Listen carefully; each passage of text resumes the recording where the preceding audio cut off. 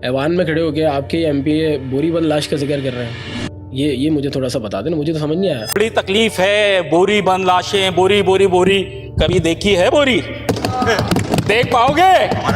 सह पाओगे? सह भी नहीं पाओगे।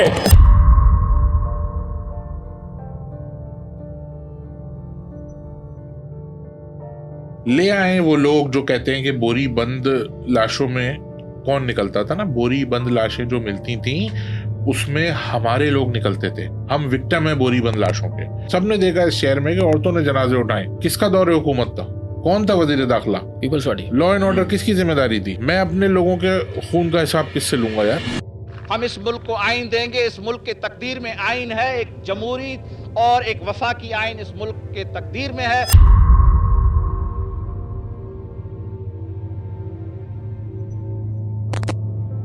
एमकेएम का तो मंशूर ही पिछले कई सालों से यही है ना कि सूबा बनना चाहिए।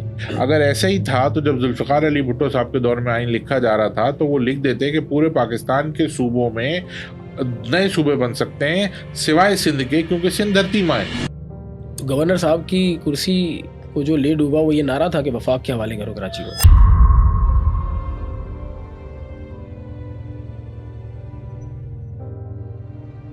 मुत्तहिदा कौमी मूवमेंट के लिए जो है ना, कोई कुर्सी, कोई ओहदा, कोई मनसब अहमियत नहीं रखता है।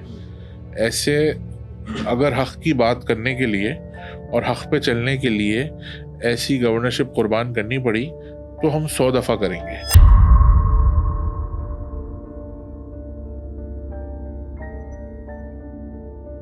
उन्होंने कहा आप मुझे देना, मैं यूटिलाइज करता हूँ ना इस चीज़ को, आप आगे क्यों यूटिलाइज करेंगे? तो मैं आपसे सवाल करता हूँ, तो कराची वालों के लिए दे देना, उनके हाथ में फंड देख लें, दूध का दूध पानी का पानी हो जाएगा। जो फंड ऑलरेडी वो यूटिलाइज कर रहे हैं, हाँ, और जो ट्रस्ट डेफिसिट हमारा और कराची की आवाम का उनके ऊपर और उनकी जमात के ऊपर है, तो ये हमारे नाम पे आए हुए पैसे पे अगर हम उन्हें 60% कमीशन उठाने दें और 40% कमीशन उठाने दें, 50% कमीशन उठाने दें, तो कल आप मुझसे सवाल करेंगे कि आपके हल्के में इतना पैसा लगा है, ये तो आपके नाम पे आया हुआ पैसा है। आप तो नहीं कहेंगे कि एग्जीक्यूशन एजेंसी कौन सी थी? वो नज़र आ रहा है। तो मैं सच्ची बात ये देखें, बात करना बड़ा आसान होता है, क्रिटिसाइज़ करना बड़ा आसान होता है। मैं लोगों को भी लान तान करना शुरू कर दूं।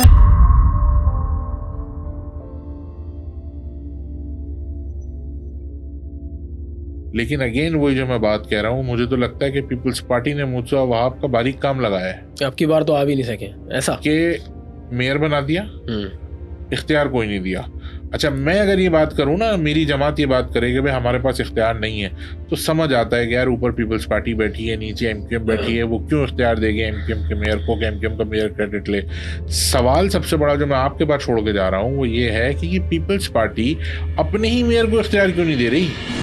एमक्यूएम का ये सिग्नेचर ही नहीं है। एमक्यूएम ने 40 सालों में कौन सी फैक्ट्री में आग लगाया है? भत्ता बिल्कुल लेती होगी एमक्यूएम, बंदे बिल्कुल मारती होगी एमक्यूएम। उनको अगर भत्ता ही लेना था, 2 बंदे टीटी लगाकर आते, भाईला को पीछे बीच में बिठाते और उसको ले जाते, 25 के 50 करोड़ देता।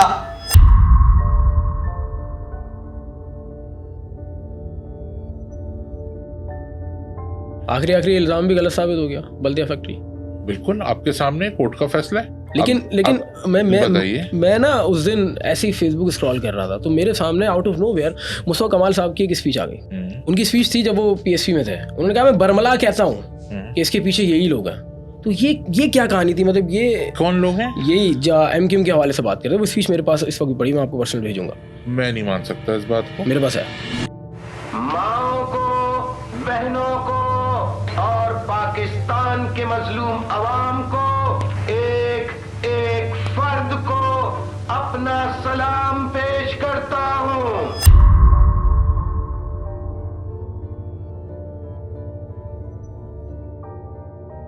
साहब, अल्ताफ हुसैन साहब की याद आती है। ये पूरी पार्टी जिस तरह से उनके साथ इंटैक्ट थी और उनके साथ मिलके काम कर रही थी, उसकी मिसाल नहीं मिलती। लेकिन 22 अगस्त को एक ऐसा वाकया हुआ कि उसके बाद उनके साथ खड़ा होना मुमकिन नहीं था।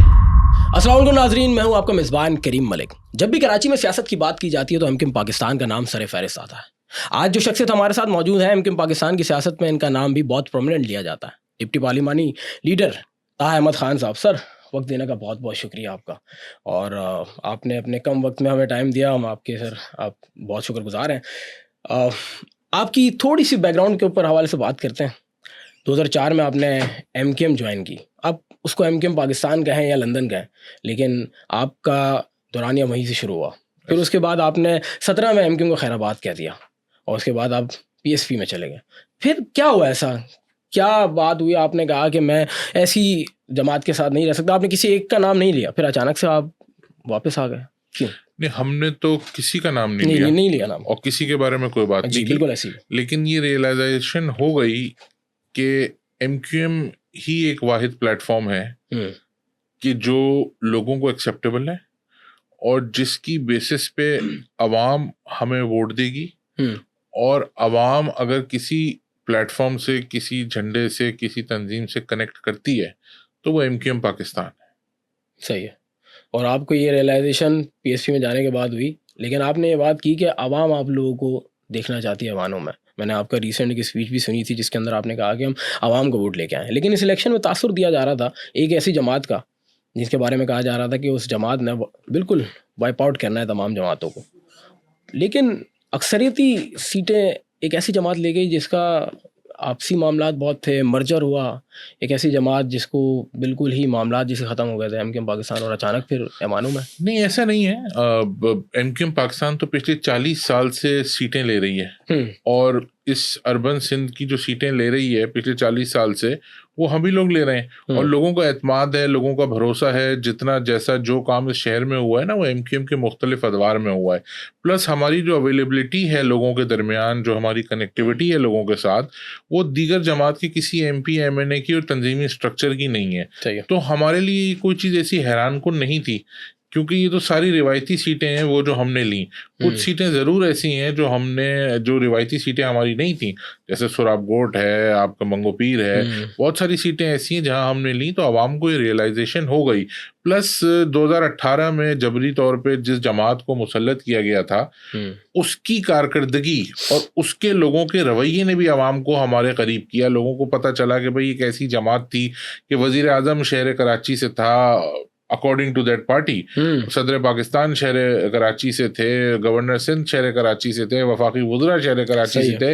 लेकिन वो वज़ीर आज़म जो ये दावा करते थे कि मैं शहर कराची के मैंडेट से पहुंचा, उन्होंने एक रात भी इस शहर में नहीं गुजारी। कभी 62 अरब की बात की गई, कभी 111 अरब की बात की गई, लेकिन मिला कुछ भी नहीं।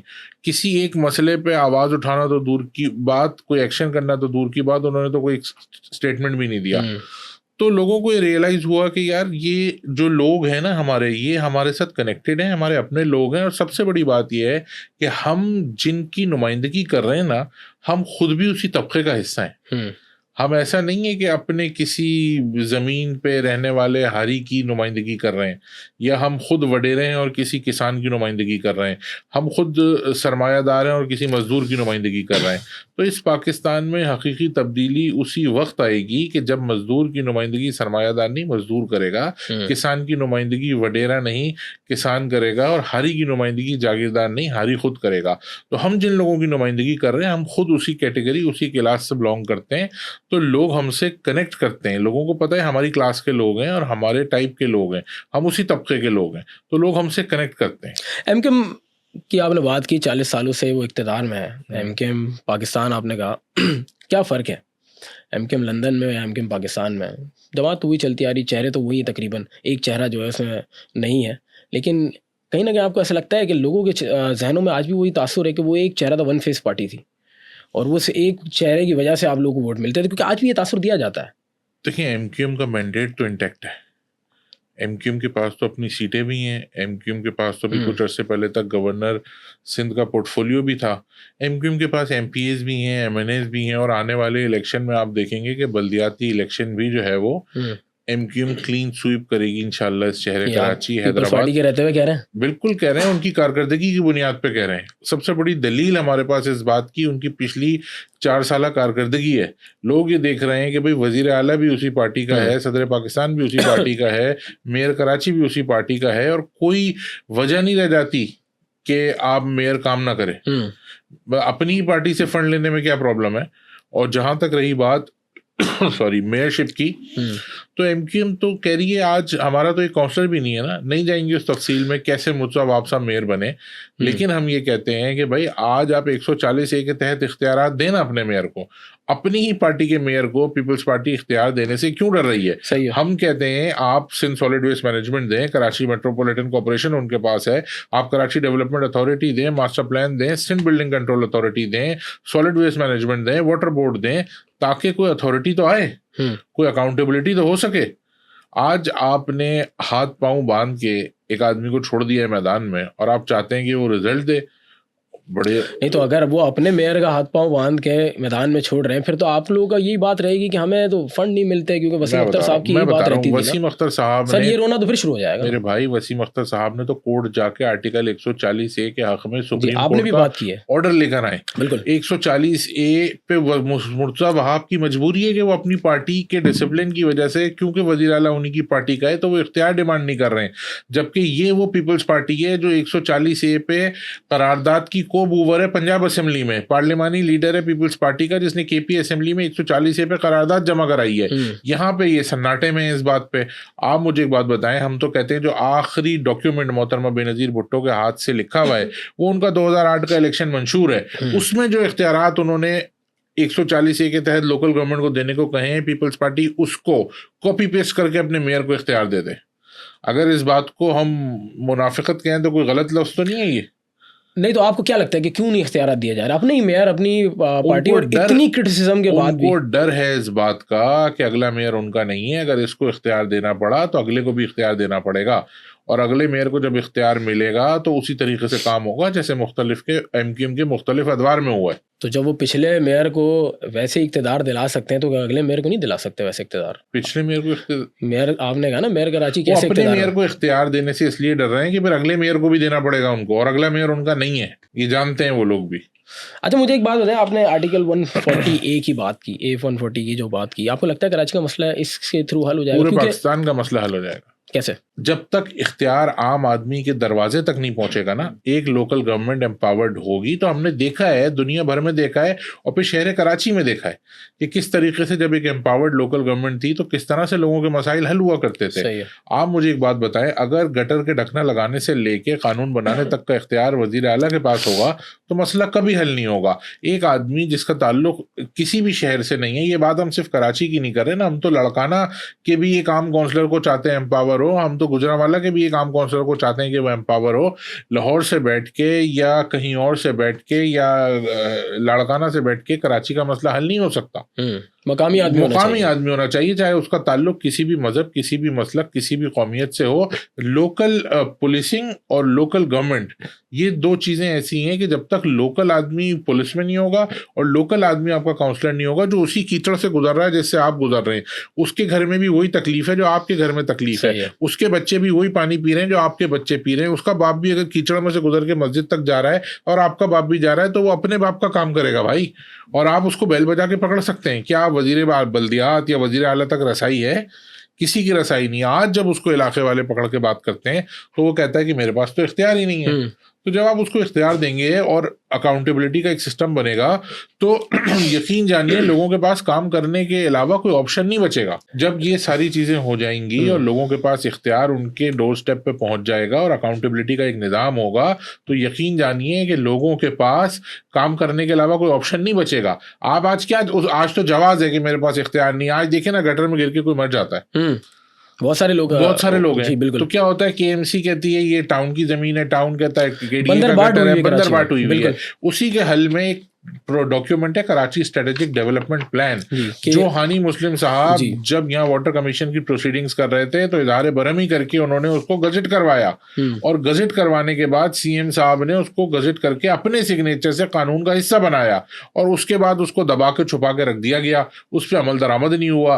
तो अगर मुत्तहिदा कौमी मूवमेंट पाकिस्तान ये कहती है कि जितने फैसले उस मास्टर प्लान के होते हुए उससे कॉन्ट्रडिक्ट कर रहे हैं वो सब रिवर्स होने चाहिए, वो सारे नल एंड वॉइड होने चाहिए, तो कोई गलत बात तो नहीं कर रहे? नहीं, बिल्कुल ठीक है। अगर आप मुकामी बंदे को लाके बैठाते हैं तो उसको मुकामी मसाइल भी पता होंगे, लेकिन आप ये बात तो कर रहे हैं असम्बली में ऐवानों में भी खड़े होकर सबकी MNA MPs जितनी है सबकी आवाज़ें गूंज रही होती हैं, लेकिन मुझे एक बात बता दें ताहा साहब एमकेएम में कितनी क्लैरिटी है? क्योंकि मैंने जितने हैं एमपीएस इस वक्त, ये कहा जाता है कि वो मोस्टली उनकी जो उनसे था वो पीएसपी से वो आए थे, और ये जो बीच में दो धड़े बनी हुई है तो आप सबके सामने ही है। तो जब पार्टी में क्लैरिटी नहीं है तो वो आवाम के बीच में क्लैरिटी कैसे देंगे? इन मसाइल पे तो सब मुत्तहद है ना यार। पीपल्स पार्टी के खिलाफ, सिंध हुकूमत के खिलाफ, अवामी इशूज़ पे, अवामी मसाइल पे तो एमक्यूएम में कोई डिफरेंस नहीं है। जहाँ तक रही बात एमक्यूएम में डिफरेंस की, हर पॉलिटिकल पार्टी में डिफरेंस होता है, पीपल्स पार्टी में भी बड़े डिफरेंसेस हैं। हाँ, हम समझते हैं कि तंजीमी मामलात को तंजीमी तरीके से, तंजीमी नज़्म ज़ब्त के ज़रिए हल करना चाहिए।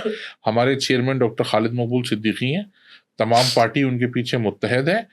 डिफरेंस ऑफ ओपिनियन हर आदमी रख सकता है, वो राइट है, यही जमहूरियत है और हर पॉलिटिकल पार्टी में होता है, लेकिन उसको तंजीमी नज़्म ज़ब्त के मुताबिक हल करना चाहिए। उसको मीडिया पे लाके और उसको जो है वो अवाम में ले जाके इस तरह से करना जो है वो दुरुस्त अमल नहीं है। मुझे एक बात बताएं कि आपका विजन, मैं आपकी बात कर रहा हूँ, आपका विजन किसकी तरफ है, मुस्तफा कमाल या आपके खालिद मकबूल साहब? देखें, ये वाला कोई ग्रुप का कॉन्सेप्ट तो है ही नहीं ना। एमक्यूएम के चेयरमैन है सर, इमेज जा रही है ना ग्रुप की। मैं वो क्लियर कर रहा हूँ। जी। एमक्यूएम के चेयरमैन है डॉक्टर खालिद मकबूल सिद्दीकी। सही है। और हम सब डॉक्टर खालिद मकबूल सिद्दीकी के साथ हैं। ठीक है। जब आप मुस्तफ़ा कमाल साहब जब एमक्यूएम ज्वाइन करते हैं तो अगर आप उनकी प्रेस कॉन्फ्रेंस देखें तो वो सहाफ़ियों के सवाल पूछने से पहले ये जवाब देते हैं कि हम सब खालिद मकबूल सिद्दीकी के अंडर में काम करेंगे। सर, वो 2022 की बात है तो ना? मैं आपको ये बता रहा हूँ, देखिए ये फैसले रोजाना की बुनियाद पे तो नहीं होते ना। लीडर तो आप रोजाना की बुनियाद पे चेंज नहीं करते। डिफरेंसेस हैं, वो रिजॉल्व होने चाहिए और रिजॉल्व हो रहे हैं, और आप देखेंगे कि सब इश्यूज रिजॉल्व होंगे और एक मजबूत, मुनज़्ज़म, मुत्तहिद एमक्यूएम कराची के हुकूक की आवाज़ जैसे उठा रही है और मजबूत अंदाज में उठाएगी। 2000 वाली, वो वाली एमक्यूएम जो एक आवाज़ लगती थी शहर बंद हो जाता, वो वाली एमक्यूएम? ये वही एमक्यूएम है, वही लोग हैं। लेकिन सर उस एमक्यूएम पे तो बहुत सारे इल्ज़ामात हैं। कौन सा इल्ज़ाम है? जितने इल्ज़ामात हमारे ऊपर लगाए गए हैं, मैं बता रहा हूँ, जितने लोगों ने लगाए हैं सब ने टीवी पे आके बताया है कि वो इल्जामात गलत थे। आप टॉक शो उठा के देखिए ब्रिगेडियर इम्तियाज का, कि उससे बड़ा इल्जाम कोई नहीं था ना एमक्यूएम के ऊपर। जिनापुर का जो इल्जाम लगाया, टॉर्चर सेल का जो इल्जाम लगाया, उन्होंने टीवी पे बैठ के कन्फेस किया है कि वो इल्जामात गलत थे। तो अल्हम्दुलिल्लाह मेरे भाई, एमक्यूएम पे लगाए हुए जितने इल्जामात हैं ना वो सारे गलत साबित हो रहे हैं। आखिरी इल्जाम भी गलत साबित हो गया, बल्दिया फैक्ट्री। बिल्कुल आपके सामने कोर्ट का फैसला है। लेकिन मैं ना उस दिन ऐसे ही फेसबुक स्क्रॉल कर रहा था तो मेरे सामने आउट ऑफ नोवेयर मुस्तफा कमाल साहब की एक स्पीच आ गई। उनकी स्पीच थी जब वो पीएसपी में थे। उन्होंने कहा मैं बरमला कहता हूँ कि इसके पीछे यही लोग हैं। तो ये क्या कहानी थी? मतलब ये कौन लोग हैं? यही एमक्यूएम के हवाले से बात कर रहे हैं। वो स्पीच मेरे पास इस वक्त पड़ी, मैं आपको पर्सनल भेजूंगा। मैं नहीं मान सकता इस बात को। मेरे पास है। उन्होंने कहा था, उन्होंने तो हर दफा ये वाली बात की है मुस्तफा कमाल साहब ने कि जितने लोग इसमें इल्जाम जिन लोगों के ऊपर है उनका इससे कोई ताल्लुक नहीं है। अच्छा, ये बात उन्होंने हमेशा टीवी पे आके की है। यही बात एमक्यूएम ने भी की है। यही बात एमक्यूएम के चेयरमैन खालिद मकबूल सिद्दीकी ने भी की है। जब इनको लीगल प्रोसीडिंग्स की ज़रूरत हुई तो एमक्यूएम पाकिस्तान इनके साथ खड़ी रही है। एमक्यूएम के चेयरमैन खालिद मकबूल सिद्दीकी इनके साथ खड़े रहे।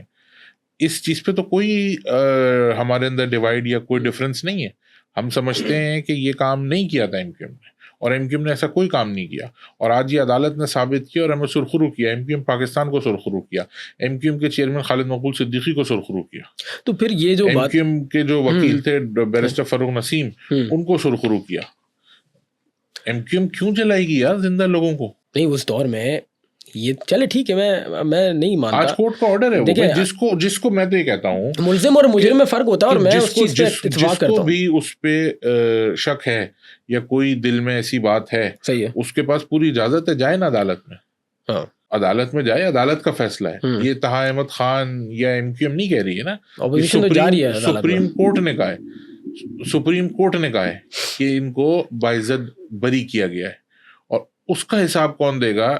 जो इन लोगों की कैरेक्टर असैसिनेशन हुई, जो 10 साल 12 साल 14 साल इनके जेलों में गुजरे, उनकी जिंदगी के वो दिन कौन वापस लाके देगा उनको? अच्छा, जितने इल्जाम आप एमक्यूएम पे लगाए गए सारे गलत साबित हुए, सारे इल्जाम गलत साबित हुए ना एमक्यूएम पे लगाए हुए। तो सर अच्छा, मुझे एक बात बताएं ना, आप बात तो करते हैं लेकिन उस वक्त भी तो जब एमकेएम की हुकूमत थी, दौर हुकूमत थी, तो तासुर तो यही था ना कि आज भी एमकेएम को, उस वाली एमकेएम को या इस वाली एमकेएम को नाम एक ही है। अब आप इसके आगे पी लगा दें, एल लगा दें, जो भी लगा दें, मैं इसको एक ही एमकेएम मानता हूँ। सही है। इल्ज़ाम ये लगाया जाता था और हमने देखा था उस दौर हुकूमत में, अब वो कोई भी कर रहा था। बीइंग अ कराचीआइट हमारे अंदर भी खौफ था, बोरीबंद लाश हमारे अंदर भत्ते का ये खौफ था। तो ये कौन लोग थे? मैं बताता हूँ, साबित ही नहीं हुआ। मैं बता रहा हूँ आपको। हाँ। बोरीबंद लाश का अगर आपके अंदर खौफ था और आप कराचीआइट से, तो आपको पता होना चाहिए कि जिस वक्त बोरियों में लाशें मिल रही थी, उस दौर में वजीर दाखिला कौन सी जमात का था? पीपल्स पार्टी। तो किसकी जिम्मेदारी थी लॉ एंड ऑर्डर को मेंटेन करना? तो कराची में सर आप लोगों की हुकूमत थी ना सर? नहीं भाई, एक सेकंड, क्या मतलब कराची में हमारी हुकूमत कैसे थी? वजीर दाखिला सिंध का था ना। बिल्कुल ऐसे ही था। कराची सिंध का हिस्सा है। बिल्कुल ऐसे ही है। तो कराची में अमन अमान जो है मेंटेन करना किसकी जिम्मेदारी थी? बिल्कुल सिंध की जिम्मेदारी थी, लेकिन किसकी जिम्मेदारी थी? पाकिस्तान पीपल्स पार्टी के वजीर दाखिला की। जी ऐसे ही है। ले आए वो लोग जो कहते हैं कि बोरी बंद लाशों में कौन निकलता था ना, बोरी बंद लाशें जो मिलती थी उसमें हमारे लोग निकलते थे। हम विक्टिम है बोरी बंद लाशों के। पूरी लिस्ट दूंगा उन लोगों की। मैं किताबों कहानियों की बात नहीं कर रहा हूँ कि मेरा कोई जानने वाला था या मेरा कोई जो है वो दोस्त था या मेरा कोई यार था। मैं कोई जिन्नाती बातें नहीं कर रहा हूँ कि जो देखा किसी ने नहीं है, सुना सबने। भाई मेरे पास पूरी फहरिस्त मौजूद है, मेरे पास पूरे लोग मौजूद हैं। एमक्यूएम के कारकुन थे, महाजिर लोग थे, मेरे पास पूरी फहरिस्त मौजूद है, मेरे पास पूरी लिस्टें मौजूद है। उनकी फैमिलियों से आज भी हम राब्ते में। अच्छा। सिर्फ अगर कोरंगी के मैं आपको बता दूं ना कितने लोग थे, सबने देखा इस शहर में कि औरतों ने जनाजे उठाए। किसका दौर हुकूमत था? कौन था वजीर दाखिला? Peoples Party. Law and order किसकी जिम्मेदारी थी? सही है। मैं अपने लोगों के खून का हिसाब किससे लूंगा यार? वजीर दाखिला की जिम्मेदारी थी ना मेरे लोगों को तहफ्फुज़ देना। अगर कोई लॉ एंड ऑर्डर की सिचुएशन थी तो उसका काम था लॉ एंड ऑर्डर को मेंटेन करना। और उसके बाद क्या करेंगे जब एक वजीर दाखिला के दौर में लियारी में सरों से फुटबॉल खेली जाती है और वो कहता है कि मैंने 3 लाख लाइसेंस जो है वो शादी में फायरिंग करने के लिए नहीं दिए। तो अगर एक वजीर दाखिला लेवल का आदमी इस तरह के बयान देगा तो फिर क्या हम उससे परसेप्शन लें? तासुर की आप बड़ी बात कर रहे हैं, इस बयान के बाद हमारा क्या तासुर जाना चाहिए? दूसरी बात मेरे भाई, जैसे अल्फाज फिर उस वजीर दाखिला जुल्फिकार मिर्जा ने पीपल्स पार्टी की लीडरशिप के लिए इस्तेमाल किए हैं, तो वो करने की इजाजत तो मेरी तहजीब नहीं देती है। नहीं, वो तो तहजीब नहीं देती है, लेकिन ऐवान में खड़े होकर आपके एमपी बोरीबंद लाश का जिक्र कर रहे हैं।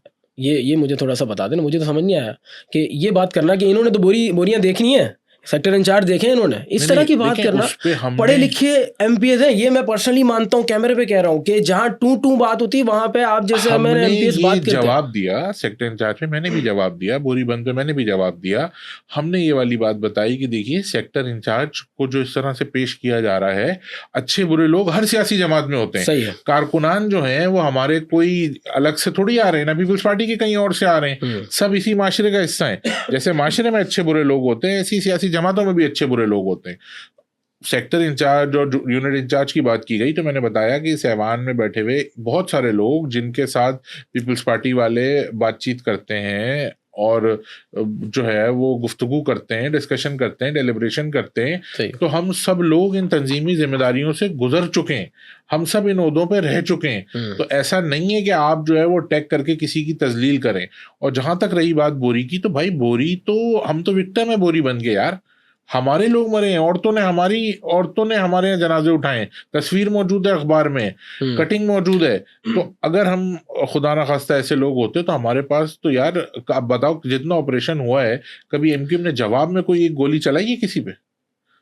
लियारी में जब होता था तो बाकायदा जंग होती थी, लड़ाई होती थी। लियारी के गैंगवार को आप एक पार्टी से तो नहीं मिला सकते। नहीं, तासुर तो यही दिया जा रहा है ना, बोरीबंद लाशों का तासुर तो कोई शरीफ लोग नहीं दे सकते ना कि बोरीबंद लाशें जो हैं। नहीं, अगर आप ऐवान में बात करें, इट मींस आप उस चीज को कहीं ना कहीं एक्नॉलेज कर रहे हैं ना। अगर आप कह रहे हैं कि अगर तुम सेक्टर इंचार्ज के सामने तुम्हारी आवाज नहीं निकलती थी, बोरीबंद लाशें देखनी, ये अल्फाज है ना। देखें, आप इस बात को समझें कि हमने जो बात की है वो बड़ी कैटेगोरिकली की है कि किसी को भी टैग करना गलत है। मैंने तो ये भी कहा ना कि भाई शहीद सबके काबिल एहतराम है, शोधा तो पीपल्स पार्टी में भी है ना, वो भी हमारे लिए काबिल एहतराम है। हमेशा एक बात समझने की जरूरत है कि जब झगड़ा हो रहा होता है या कुछ डिबेट हो रही होती है तो हमेशा उसका तसलसल देखना जरूरी है। ऐसा नहीं हो रहा था कि वहां से जो है वो फूल फेंके जा रहे थे और यहाँ से जो है वो बदतमीजी और बदतहजीबी हो रही थी। अच्छा, और हम तो इतनी हिम्मत रखते हैं ना कि हमने तो बहुत सारी बातें ऐसी हुई जिस पे खड़े होकर अपोलोजाइज भी किया। आपने किया है? हाँ, फ्लोर पे किया है। जी बिल्कुल, मैंने वो देखी क्लिप तो आपकी। इसमें यार कोई ऐसी बात थोड़ी है, हम कोई इतनी बड़ी अना थोड़ी है हमारी। लेकिन इस चीज को इस तरह प्रेजेंट करना कि जैसे सब कुछ वन साइडेड था, that is not right, that is not appropriate. और हमारे ऊपर जो इल्जामात हैं वो उसके हम विक्टिम है यार। सही है। मैं तो आपको लिस्ट देता हूँ, मैं आपसे शेयर करता हूँ लिस्ट, अभी आपको व्हाट्सएप करता हूँ कि कितने लोग थे हमारे उन बोरियों में। क्योंकि बंदरबाट थी शहर में। आप जहाँ आप अगर आप किसी और इलाके में चले गए, लासानी फसादात, और इस वजह से माजिर का दुश्मन था और पठान माजिर के पीछे फसादात। मैं कह रहा हूँ जो भी था, अगर मेरी आपकी दुश्मनी है तो क्या मेरा आपको या आपका मुझे मारना जायज है? बिल्कुल भी नहीं। अच्छा, हम दोनों को क्या चीज रोकेगी ये करने से? कानून का खौफ। बिल्कुल ऐसे ही। रेट ऑफ लॉ, कानून की सख्ती। तो कानून लाकानूनियत अगर होगी तो आप मुझे मारेंगे लड़ाई में, मैं आपको मारूंगा। जिम्मेदारी है कानून मेंटेन करने वाले महकमे की, जो है होम डिपार्टमेंट, उस वक्त जो वजीर दाखिला थे उनकी जिम्मेदारी थी कि ये लॉ एंड ऑर्डर को मेंटेन करते। सही है। मैं कराची पे आ जाते हैं ता साहब। आ जाए। अभी साल पहले तक और अभी भी एक नारा लगाया गया है, कराची को वफाक के हवाले करना चाहिए। आप अभी भी इस चीज़ पे कायम है कि कराची वफाक के हवाले करना चाहिए? मेरी बात समझी, कोशिश करें। लोगों की फ्रस्ट्रेशन को एड्रेस करने की जरूरत बहुत फ्रस्ट्रेट है, बहुत ज़्यादा। एक चीज बता दें, दुनिया चांद पे जाने की बात कर रही है, हम आज डिबेट करते हैं कुत्ते के काटने की वैक्सीन नहीं है, बिल्कुल भी नहीं। जिस तरह वली का अस्पताल में बच्चों को एड्स फैला है वो सब आपके सामने है, गफलत से फैला है। मैं नहीं कह रहा जान के किसी ने किया होगा या पीपल्स पार्टी इसकी जिम्मेदार है, लेकिन कोई तो इसके ऊपर अकाउंटेबिलिटी होगी ना यार। महकमा हेल्थ की जिम्मेदारी है, लेबर डिपार्टमेंट की जिम्मेदारी है। जिस तरीके से आप देख रहे हैं, यूनिवर्सिटी रोड है, गटर पे ढकने नहीं है, सेवरेज का पानी जो है वो घरों से जाता नहीं है, पीने का पानी आता नहीं है। अच्छा, एमक्यूएम के जितने मुतालबे हैं ना, एक मुतालबा बता दें अगर कोई मावरा आइन है। बिल्कुल। आर्टिकल 148, 149 के तहत हम कहते हैं वफाक के हवाले करो। हम 239 सेक्शन 4 के तहत कहते हैं कि नए एडमिनिस्ट्रेटिव यूनिट्स बनने चाहिए। हम आर्टिकल 140A की बात करते हैं तो आइन के आर्टिकल 140A की बात करते हैं और सुप्रीम कोर्ट के उस ऑर्डर की बात करते हैं, मोहतरमा बेनजीर भुट्टो के हाथ से लिखे हुए मैनिफेस्टो की बात करते हैं। हम कहाँ गलत बात करते हैं? आप मुझे एक बात बताएं, अगर एक शहर का strategic development plan CM signature करके, गजट करके, कानून का हिस्सा बना के गायब कर दे, तब हम क्या करें? अगर उसमें 140A पे सुप्रीम कोर्ट के ऑर्डर आने के बावजूद अमल दरामद ना हो तो हम क्या करें? जब लोगों को रिसोर्सेज ना मिलें, लोगों के मसाइल हल ना हो रहे हों, ये शहर, ये सूबा मसाइल का अंबार बन जाए, तो अगर ऐसे आईनी ऑप्शंस की तरफ एमक्यूएम बात करती है और ऐसे आईनी ऑप्शंस पे एमक्यूएम बात करती है, तो हम तो आवाम के दिल की बात करते हैं। हम कनेक्टेड है ना, हम तो रोजाना की बुनियाद पे अपने हलकों में रहते हैं। हमारा वोटर हमारा मुरीद नहीं है, ऐसे ही ना हम उसके पीर हैं, ना वो हमारा किसान है, ना वो हमारा हारी है यार, ना वो हमारा हाथ चूमता है, ना वो हमारी तरफ पीट करके नहीं चल सकता। वो तो हमारा हाथ पकड़ता है, हमें बिठाता है और हमसे सवाल करता है। तो जाहिर है हमें जो लगेगा हम वो बात करेंगे। हमारा कोई मुतालबा मावरा आइन नहीं है, और ये आइन वो है जो जुल्फिकार अली भुट्टो साहब के दौर में बना है। आइन से बात कर रहे हैं। अगर जुल्फिकार अली भुट्टो साहब, ये जो आज जितने लोग बैठ के कहते हैं कि भाई सिंध को, हम नहीं कह रहे कि हम ये वाली बात करें, लेकिन ये वाली बात कहना भी गलत है कि सूबे बनाने की बात करना सिंध से गद्दारी है, या सूबे बनाने की बात करना गद्दारी है। इस बात को गद्दारी कहना आईन पाकिस्तान से गद्दारी है। इस बात को गद्दारी कहना आईन के सेक्शन आर्टिकल 239 सेक्शन 4 से गद्दारी है। अगर ऐसा ही था तो जब जुल्फिकार अली भुट्टो साहब के दौर में आईन लिखा जा रहा था तो वो लिख देते कि पूरे पाकिस्तान के सूबों में नए सूबे बन सकते हैं सिवाय सिंध के, क्योंकि सिंध धरती माँ है। अगर जुल्फिकार अली भुट्टो ने ये चीज नहीं लिखी और उन्होंने भी ये गुंजाइश छोड़ी है, तो आज बैठ के जो लोग ये बात कर रहे हैं, इनका क्या विजन भुट्टो साहब से ज्यादा है? एक बात बताएं कि काफी बात होती है, लेकिन फिर भी आप लोगों को फ्रेंडली ओपोजिशन कहा जाता है। गठजोड़ होने के बाद भी कराची का कुछ फायदा नहीं हुआ। फ्रेंडली ओपोजिशन ये क्यों ट्रेडमार्क? क्योंकि एमक्यूएम के बगैर तो कभी हुकूमत बनी नहीं कोई। आप इत्तेहादी भी हैं, लेकिन उसके बावजूद फ्रेंडली ओपोजिशन और बात ना मानना, फिर ये मैं अवामी बात कर रहा हूँ आपको, क्योंकि मैं रिपोर्टर में अवाम में निकलता हूँ। मुझे ये भी लाइन दी गई है, जो अपना गवर्नर नहीं बचा सके वो शहर क्या बचाएंगे? समझने की कोशिश करें जी। देखिए, आवाम के दरमियान जितना आप रहते हैं ना, उतना आवाम के दरमियान हम भी रहते ऐसे हैं। ही है। अगर हमारी जो तकरीर हैं बजट में कराची का कोई एक ऐसा मसला बता दें जिसमें एमक्यूएम पाकिस्तान ने आवाज ना उठाई हो। बिल्कुल। गुल प्लाजा के आवाज मसले नहीं पे उठाई अगर है। जुडिशल कमीशन बना, एमक्यूएम की डिमांड पे बढ़ा। इस शहर की आबादी अगर 1.5 करोड़ से बढ़ाई, एमक्यूएम ने बढ़वाई। मानता हूँ आज भी कम है, लेकिन ग्लास को पूरा खाली देखने के बजाय, आधा खाली देखने के बजाय आधा भरा हुआ देखें। 53 यूसियां शहर की अगर किसी ने बढ़वाई तो मुत्तहदा कौमी मूवमेंट पाकिस्तान ने बढ़वाई। इस शहर की डिलिमिटेशन को दुरुस्त करवाने में अगर किसी ने अपना किरदार अदा किया, मुत्तहदा कौमी मूवमेंट पाकिस्तान ने किया, तो हमारा वोटर हमसे मुतमईन है। जब तो हमें इलेक्ट करके ऐवानों में भेज रहे हैं। इलेक्शन जो है वो आवाम की राय का, आवाम के मैंडेट का पैमाना है। हमारे वोटर ने हमें वोट दिया और उनको देख के हमें तो उन हलकों से भी वोट पड़ा जो हमारे रिवायती हलके नहीं थे। सही है। तो हम तो ये समझते हैं कि हमारे लोग हमारे साथ जुड़े हुए हैं, उनको अंदाजा है कि हमारे ऊपर गुजरने वाली तमाम मुश्किलात और क्राइसिस के बावजूद अगर कोई जमात मुसलसल उनसे कनेक्टेड है और उनके दिल की और उनके हक की और उनकी पल्स के मुताबिक आवाज उठा रही है और काम कर रही है, तो वह एमक्यूएम पाकिस्तान है। और ये गवर्नर वाले जब बताओ, जहां तक रही बात फ्रेंडली अपोजिशन की, तो यकीन जानिए कि हम मैच्योर पॉलिटिक्स करते हैं। जैसे फ्रेंडली मैं बता देता हूँ आपको। फ्रेंड, एक साहब ने जब ये डंपर वाला वाकया हुआ ना, हाँ जी, तो आफाक अहमद साहब ने कहा कि भाई बाहर आ जाओ, और जो है वो उस तरह के कोई बयानात उन्होंने दिए कि जिससे वो भी गए जेल में, और उनके पीछे उनकी बात में इश्तियाल में आके शहर के कुछ नौजवानों ने भी डंपरों को आग लगाई और वो भी जेल में चले गए। आफाक अहमद साहब तो एक पार्टी के सरबराह हैं, वो विक्ट्री का निशान बना के गए, विक्ट्री का निशान बना के आए, हार फूलों में गए, हार फूलों में वापस आए, अच्छे कमरे में रहे, अंदर जाके 2-4 दिन की जेल काटी, बाहर आ गए, क्लिप चल गए, टिकर बन गए, वीडियो बन गई। किसी ने पूछा कि उनकी बातों में आके जो नौजवान गए, उनके घर में रोटी कमाने वाला कोई है? उनमें से कई लोग अपने घर के वाहिद कफील थे। उनके लिए किसी ने बात की? सही है। पूछा कि वो कैसे आएंगे बाहर? ओ भाई, हमें ये किसी को अच्छी लगे बुरी लगे, हम we are beyond this politics now. हम अपने लोगों के हुकूक पे बात करते हैं, हम आईनी बात करते हैं, कानूनी बात करते हैं, और अपने लोगों को रिलीफ दिलाएंगे। आबादी बढ़वाई है तो रिसोर्सेज बढ़ेंगे ना। डिलिमिटेशन सही कराई है, आर्टिकल 140 से होगा तो पूरे पाकिस्तान के मसाइल हल होंगे। हम ये ना जो स्टंट वाली पॉलिटिक्स है ना, ये हमारा मयार नहीं है यार। हम 40 साल हो गए हमें। हम एक मेच्योर पॉलिटिकल पार्टी हैं, हमारा वोटर हमारे साथ इंटैक्ट है, हमें इन चीज़ों की ज़रूरत नहीं है। हमारी दलील जो है वो हमारे दावों से ज़्यादा बड़ी है। हमने तो ऐवान में जिस तरह की बातें की, आप मुझे बताएं ना, सूबे की करारदाद आई कि सूबा नहीं बनना चाहिए, ऐसे ही है। हमने उसकी मुखालफत की। तो एमक्यूएम का तो मंशूर ही पिछले कई सालों से यही है ना कि सूबा बनना चाहिए, सूबा बनना चाहिए। ऐसे ही तो हमने उसको सपोर्ट किया।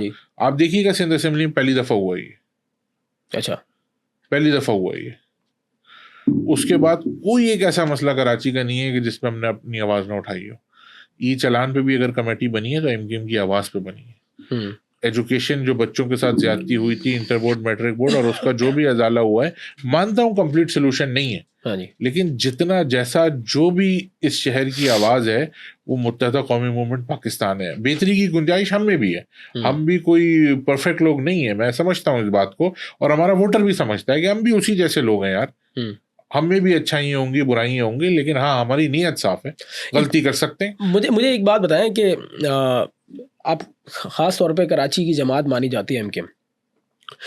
कराची के इतने सारे मसाइल पिछले कुछ सालों में क्यों बढ़ गए? आबादी की वजह से या एक पार्टी की वजह से? क्या ऐसा हुआ कि इतने सारे मसाइल का गढ़ ये शहर बन चुका है कि अब कहाँ से सिरा पकड़े और कहाँ पहुँचे कुछ पता नहीं? ऐसा नहीं है। मसाइल अपनी जगह मौजूद हैं, लेकिन हल भी मौजूद है। हम आपके पॉडकास्ट के तवस्सुत से लोगों को बता रहे हैं ना यार, कराची स्ट्रेटेजिक डेवलपमेंट प्लान है, उस पर अमल दरामद कर दें, 140 से ले आए, मसाइल हल हो जाएंगे। मैं किसी एमक्यूएम के मेयर के लिए तो इख्तियार नहीं मांग रहा हूँ। कराची के मेयर, मैं तो कह रहा हूँ आज तो पीपल्स पार्टी का मेयर है, मैं एमक्यूएम का डिप्टी पार्लियामानी लीडर हूँ, और भाई मैं ऐवान में चीख के कह रहा हूँ कि मुर्तज़ा वहाब को इख्तियार दो। इससे ज्यादा मैच्योर पॉलिटिक्स में क्या करूँगा? मैं तो नहीं जा रहा उस तफसील में कि वो कैसे आए और कैसे जो है वो वोट उनको पड़े, कैसे लोगों को जोड़ा, उसको हॉर्स ट्रेडिंग कहते हैं, क्या कहते हैं, वो तफसील में जाए बगैर मैं ये कह रहा हूँ कि भाई मुर्तज़ा वहाब इस शहर का मेयर है, मुर्तज़ा वहाब पीपल्स पार्टी का आदमी है, मुर्तज़ा वहाब आपका पीपल्स पार्टी का ब्लू आइड बॉय है। मैं कह रहा हूँ मेरे शहर का मेयर है, मेरे शहर के मेयर को, पीपल्स पार्टी के मेयर को इख्तियार दो, बताओ कहाँ साइन करना है, हमसे क्या चाहिए। आपने मेरी उस बात का जवाब नहीं दिया जो एक बात गवर्नर वाली बात की जाती है। हाँ। ये थोड़ा सा बता देखिए, गवर्नर वाली बात जो की जाती है, तो कौन सा फोरम ऐसा है जहां पे मुत्तहिदा कौमी मूवमेंट ने अपनी आवाज ना उठाई हो गवर्नर के ओहदे के लिए। और आज भी मुत्तहिदा कौमी मूवमेंट का ये मुतालबा है कि गवर्नर मुत्तहिदा कौमी मूवमेंट पाकिस्तान का होना चाहिए, जो हमसे तय था PDM-1 के मुआहदे में। और रिवायती तौर पे भी ऐसा होता है कि अर्बन रूरल के बैलेंस को बराबर रखने के लिए अगर वजीर आला पीपल्स पार्टी का है तो गवर्नर जो है वो अर्बन सिंध से होना चाहिए। और मुत्तहिदा कौमी मूवमेंट वो जमात है कि जो 40 साल से अर्बन सिंध का मैंडेट ले रही है विदाउट एनी, जिसे कहते हैं ना, अनडिस्प्यूटेड मैंडेट है हमारे पास। तो हमारा गवर्नर, तो ये बेसिक सी बात है, हमारा राइट है। तो गवर्नर साहब की कुर्सी को जो ले डूबा वो ये नारा था कि वफाक के हवाले करो कराची को। देखिए, मुत्तहिदा कौमी मूवमेंट के लिए जो है ना, कोई कुर्सी, कोई ओहदा, कोई मनसब अहमियत नहीं रखता है। ऐसे अगर हक की बात करने के लिए और हक पे चलने के लिए ऐसी गवर्नरशिप कुर्बान करनी पड़ी तो हम 100 दफ़ा करेंगे। जहाँ तक रही बात MQM के गवर्नर की, तो सबको पता है जो कारकर्दगी MQM के गवर्नर कामरान टेसोरी की थी उस पर, तो चाहे वो एजुकेशन का प्रोग्राम हो, चाहे वो राशन ड्राइव हो, चाहे वो IT ट्रेनिंग हो, चाहे वो उनकी जो लोगों में अवेलेबिलिटी हो बेल ऑफ होप हो, तो ये सारी वो चीज़ें हैं जो उन्होंने करके एक ऐसी मिसाल कायम की है कि हम समझते हैं कि वो रिकॉर्ड बहुत मुश्किल है कि कोई उसके करीब भी आ सके। लोग गवर्नर हाउस में गए और जिन लोगों ने इतने बड़े बड़े गवर्नर हाउस और ऐसे वजीर आला हाउस नहीं देखे थे, उन्होंने गवर्नर हाउस देखे। ये तो बीइंग अ जर्नलिस्ट में भी इस चीज़ को एक्सेप्ट करता हूं। और लोगों ने तो दावा किया था ना कि यूनिवर्सिटी बनाएंगे और ये करेंगे और गायें बेचेंगे और पता नहीं क्या करेंगे और भैंसें पालेंगे और अंडे देंगे। वो जितने दावे थे वो हमारे एक आईनी ओहदे ने फारिग कर दिए ना। उसने वाकई उस गवर्नर हाउस में तलबा के लिए एक एयर कंडीशन मार्की के अंदर जो ट्रेनिंग हो रही थी, उसको यूनिवर्सिटी नहीं कहेंगे तो ट्रेनिंग इंस्टीट्यूट तो कह ही सकते हैं। जी हमने कवर किया, जाके हमने देखा। अच्छा, मुझे एक बात बताएं कि आप कहते हैं कि हम वफाक से फ़ंड लेके आते हैं, लेकिन पीपल्स पार्टी हमें उस फंड को, बिलखुसूस मेयर कराची उस फंड को हमें यूटिलाइज नहीं करने देते। मैंने मेयर कराची से खुद सवाल किया है, उन्होंने कहा आप मुझे देना, मैं यूटिलाइज करता हूँ ना इस चीज़ को, आप आगे क्यों यूटिलाइज करेंगे। तो मैं आपसे सवाल करता हूँ, तो कराची वालों के लिए दे देना उनके हाथ में फंड, देख लें, दूध का दूध पानी का पानी हो जाएगा। जो फंड ऑलरेडी वो यूटिलाइज कर रहे हैं, हाँ, और जो ट्रस्ट डेफिसिट हमारा और कराची की आवाम का उनके ऊपर और उनकी जमात के ऊपर है, तो ये हमारे नाम पे आए हुए पैसे पे अगर हम उन्हें 60% कमीशन उठाने दें और 40% कमीशन उठाने दें, 50% कमीशन उठाने दें, तो कल आप मुझसे सवाल करेंगे कि आपके हल्के में इतना पैसा लगा है, ये तो आपके नाम पे आया हुआ पैसा है। आप तो नहीं कहेंगे कि एग्जीक्यूशन एजेंसी कौन सी थी, आप तो मुझसे कहेंगे कि ये पैसा लगा है और मुझे नजर नहीं आ रहा लगा हुआ, तो इसका मतलब है पैसा आपने खाया है। तो मैं तो बड़ी सिंपल सी बात ये कर रहा हूँ कि इसकी पूरी अकाउंटेबिलिटी हम पे रहने दें। आज क्यों मेयर साहब जो है वो ये कहते हैं कि भाई मेरे थ्रू ये पैसे खर्च करो, कल कोई प्रॉब्लम होगी तो मैं तो बड़े आराम से कह सकता हूँ ना कि मेयर के थ्रू ये पैसे खर्च हुए हैं। तो मेयर साहब तो साबित करें ना कि भाई MQM वाले काम नहीं करते और सारे पैसे हमें दे दें, और हम ना लगाएं तो जाएं वहाँ पे ढोल बजाएं कि भाई MQM ने पैसे लाई वफाक से और काम नहीं किया। आप 2 साल से पैसे रोक के बैठे हुए हैं कि एग्जीक्यूटिंग एजेंसी जो है वो हमारी होनी चाहिए। अच्छा, और हमारे पास तो बड़ी मजबूत दलील है कि जो क्लिक का पैसा लगा, जो बाकी पैसे लगे, उन पे जो इंक्वायरीज हैं, जो आप कहते हैं कि वो पैसे हमें दे दें, और आप यूनिवर्सिटी रोड जो है वो उठा के एक ऐसी रिनाउंड फर्म को दे रहे हैं, एक ऑर्गेनाइजेशन को दे रहे हैं, not a firm, renowned organisation के जिस पे किसी को डाउट ना हो। आप इतने अच्छे थे तो आप क्यों दे रहे हैं भाई?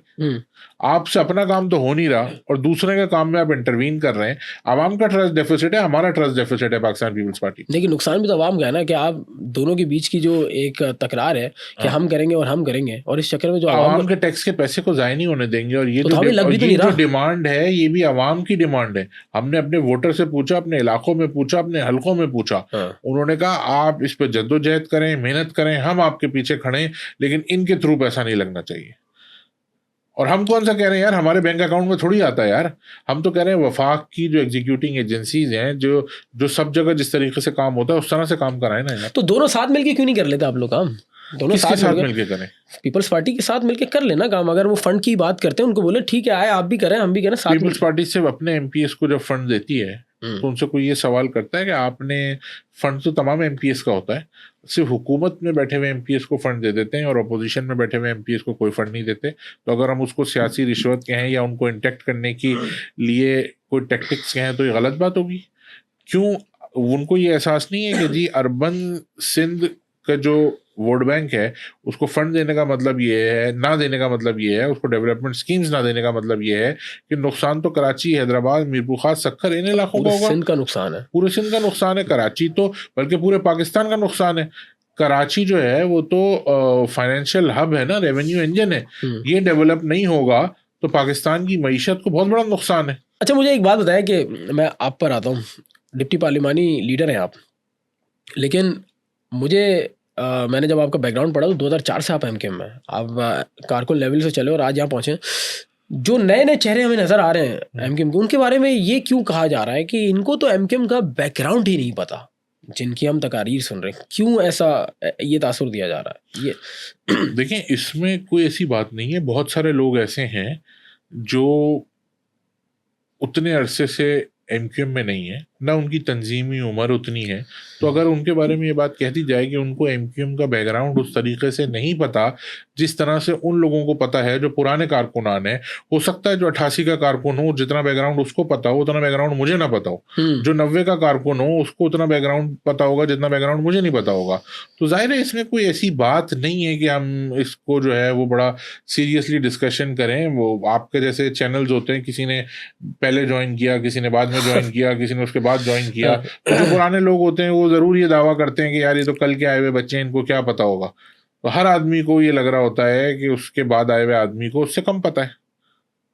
अच्छा, एमके वालों के लिए ये भी तासुर दिया जाता है कि 2 पट्टी की चप्पलों में आए थे, आज बड़ी बड़ी गाड़ियों में। आप कैसे आए थे और कैसे हैं? ये तो आप वेरीफाई करें, चेक करें। नहीं, थोड़ा सा बता देना। मैं अपने बारे में अगर कोई बात चलिए किसी ओवरऑल बता दीजिए, बात तो की जाती है। अगर अपने बारे में कोई बात करूंगा तो फिर ये वाली बात होगी कि शायद मैं अपने बारे में बात कर रहा हूँ। तो मैं तो कहता हूँ ये तो मैं ओपन दावत है सबको, आपके चैनल के तवज्जुह से, और भी अगर कोई सहाफ़ी, कोई वोटर, कोई आदमी ये करना चाहे चेक मेरा फाइनेंशियल बैकग्राउंड और मेरे बारे में जो फाइनेंशियल्स हैं मेरे, तो that are open to public. कोई उसमें ऐसी बात नहीं है। अच्छा, एमक्यूएम में अगर ऐसे कुछ लोग होंगे तो भाई हर सियासी जमात में होते हैं, अकाउंटेबिलिटी एमक्यूएम में बहुत ज़्यादा है। मैं तो बात करूँगा, जाके देखें किस तरीके से मेरे चेयरमैन रहते हैं, क्या उनका तर्ज ज़िंदगी है, क्या उनका तर्ज सियासत है, जिस तरह से हमारे लोग लोगों के दरमियान रहते हैं। अगर 100 में से कोई 2 लोग ऐसे हैं तो एमक्यूएम उनकी अकाउंटेबिलिटी करती है, सरजनिश करती है और उनको पार्टी से फारिग करती है। ये सारे परसेप्शंस हैं। एमक्यूएम के एमपीएज एमएनएस का रहन सहन देखें। आज खालिद मकबूल सिद्दीकी अपने बेटे को जिस घर में रख रहे हैं, उनके वालिद ने उनको ऐसे घर में नहीं रखा था। सही है।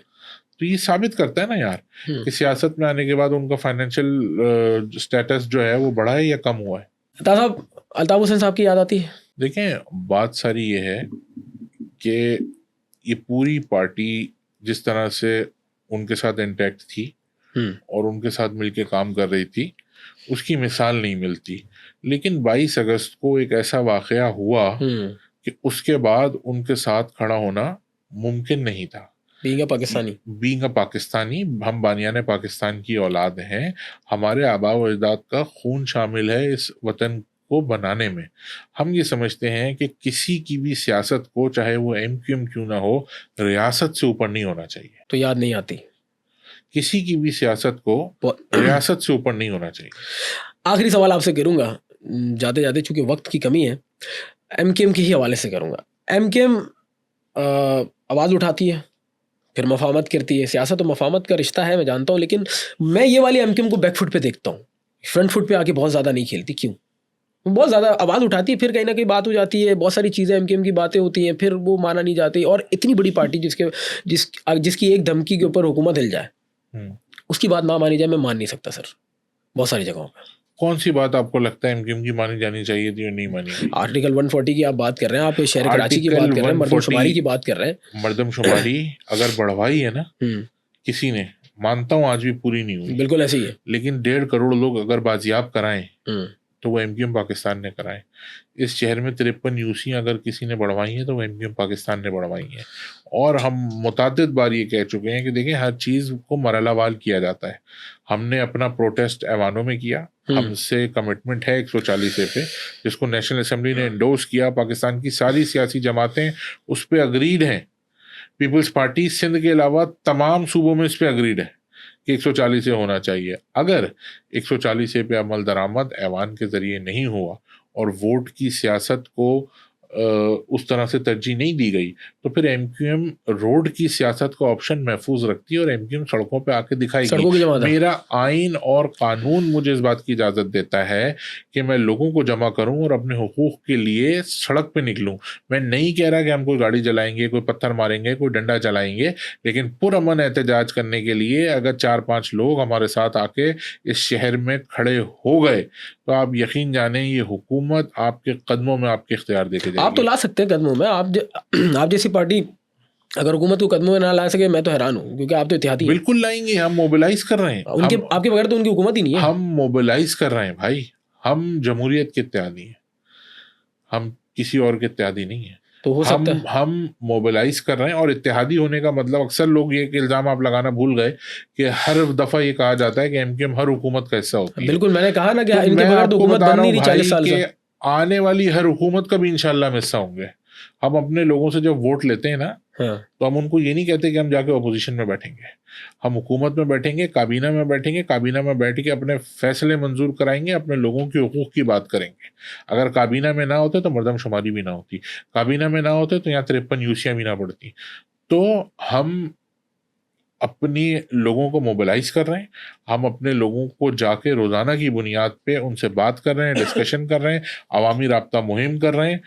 Once it will all be done, और हमें लगा कि वहाँ से कोई खातिर खा हमें, अभी तो नेशनल असेंबली में सबने एंडोर्स किया उसको फ्लोर पे, नेशनल असेंबली के 140 को। हम तो इसको भी बहुत बड़ी अचीवमेंट समझते हैं कि ऐसे जमातें, सियासी जमातें कि जो मौरूसी और रिवायती सियासत करते हों, वो 140 को एम्पावर करें। इस मुल्क में कितनी जमहूरी हुकूमतें जिन्होंने कभी बल्दियाती इंतखाबात कराएं, उस मुल्क में अगर एमक्यूएम ये वाली बात कर रही है और जमहूरी जो हमारी जमहूरी जमातें हैं सो कॉल्ड, उनसे इन बातों को एंडोर्स करा रही है, तो ये भी एमक्यूएम की बहुत बड़ी अचीवमेंट है जो मेरा वोटर समझता है। हम समझते हैं कि जमहूरियत के समरात आम आदमी तक अगर ना पहुँचें तो वो जमहूरियत कामयाब जमहूरियत नहीं होती। ज़बरदस्त। बस शॉर्ट सवाल जवाब चाहूँगा, मुर्तज़ा वहाब अहल है कि ना अहल है? मुर्तज़ा वहाब बेबस है। बेबस है, थोड़ा सा इसको डिस्क्राइब कर दो, थोड़ा सा डिस्क्राइब। मुर्तज़ा वहाब को अपनी ही पार्टी अगर इख्तियार दे दे, मेरा अपना अंदाज़ा ये है कि मुर्तज़ा वहाब को अगर मेयर ना बनाते तो मुर्तज़ा वहाब का इमेज, ज़ाती हैसियत में परसेप्शन और उनकी सियासत बेहतर चल रही थी। वो एक पढ़े लिखे आदमी है, कराची आइट हैं, और लोग समझते हैं, लोग बड़ी एक्सपेक्टेशंस थी लोगों को उनसे कि ये आएंगे तो कुछ डिलीवर करके जाएंगे। लेकिन अगेन वही जो मैं बात कह रहा हूँ, मुझे तो लगता है कि पीपल्स पार्टी ने मुर्तज़ा वहाब का बारीक काम लगाया है। आपकी बार तो आ भी नहीं सके, ऐसा कि मेयर बना दिया, इख्तियार कोई नहीं दिया। अच्छा, मैं अगर ये बात करूँ ना, मेरी जमात ये बात करे कि भाई हमारे पास इख्तियार नहीं है, तो समझ आता है कि यार ऊपर पीपल्स पार्टी बैठी है, नीचे एमक्यूएम बैठी है, वो क्यों इख्तियार देगी एमक्यूएम के मेयर को कि एमक्यूएम का मेयर क्रेडिट ले।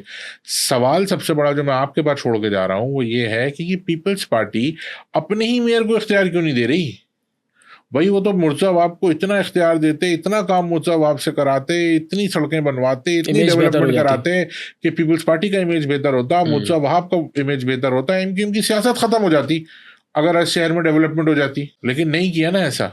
तो ये तो मुर्तज़ा वहाब के साथ दुश्मनी है यार। ज़बरदस्त सर, वक्त की कमी थी, वरना आपके साथ बात करने में बहुत मज़ा आ रहा था। बहुत सारे सवालों के आपने बड़े दिलेरी के साथ जवाब दिए। मैं यही उम्मीद करता हूँ कि इस शहर में मुर्तज़ा वहाब रहे या आप रहें या कोई ऐसा शख्स जो इस शहर की बेहतरी के लिए हो। मैं बीइंग अ कराचीआइट यही एक्सपेक्ट करता हूँ कि पीपल्स पार्टी या एमक्यूएम आए, जमात आए या पीटीआई आए, मैं इस शहर के अंदर वो कराची देखना चाहता हूँ जो किसी दौर में था, अमन व अमान वाला कराची, जो शायद मैंने अपनी उम्र में तो नहीं देखा, मेरे वालिदैन बताया करते हैं।